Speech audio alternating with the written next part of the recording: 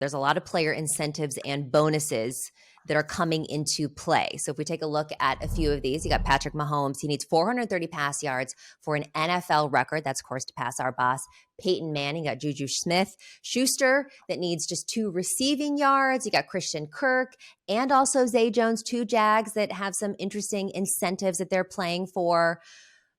Who do you think has a good chance of getting these bonuses and incentives this weekend?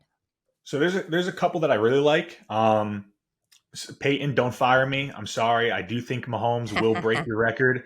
You're still my favorite Manning brother.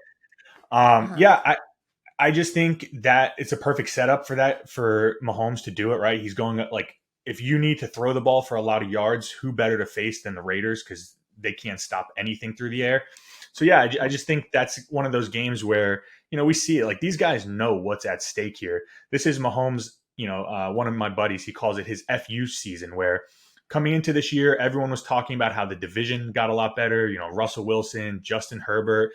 I don't even think the Chiefs were the favorite to win the division coming into the year. No one was talking about Mahomes for MVP. They just kind of wrote the Chiefs off, and I did it too, so I'm responsible as well. And Mahomes just said, guys, don't forget about me. So I think this would be just the ultimate like cherry on top to a great season where he goes out, breaks the single season passing record. So I think he'll hit that. What do you think of that one? So for that one, I don't know that he gets 430 pass yards. Now, he has got at least 300 passing yards 8 times this season, but one of the times he didn't, well, that was against the Raiders. Now, I know that the Raiders did give up a lot to Brock Purdy last week, so it's not like they're necessarily an elite defense. But of course, these AFC teams play each other really close. Now, I do think he gets over his passing yards prop, which I believe is 223 and a half. I think he's going to get over that. If he gets 430, I don't know. He's done it once this season. I believe that was against the Titans, but he's certainly going to be throwing it. Now, there's not a lot of props available for him. His yards prop is out.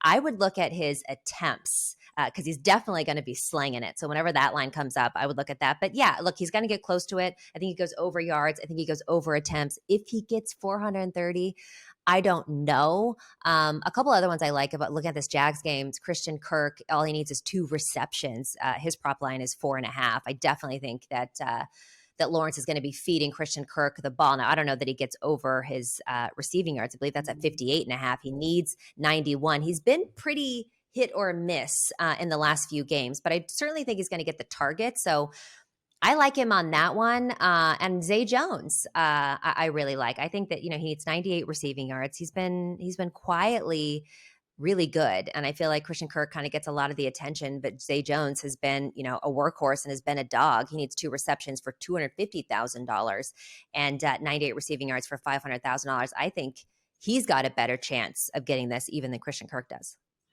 So I have another Jaguar who's looking to get paid too. Trevor Lawrence could just be getting people paid on Saturday. You got Kirk, Zay Jones, and Evan Ingram. Evan Ingram needs 61 receiving 61 receiving yards for $200,000 bonus. Let me tell you something, Katie. The Titans defense allows the most targets per game to tight ends and the second most yards per game to tight ends.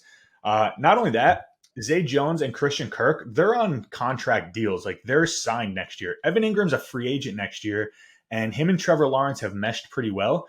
I wouldn't be shocked if Lawrence is feeding Ingram the ball, let him hit that bonus, give him a little sweetening up their return to Jacksonville next season.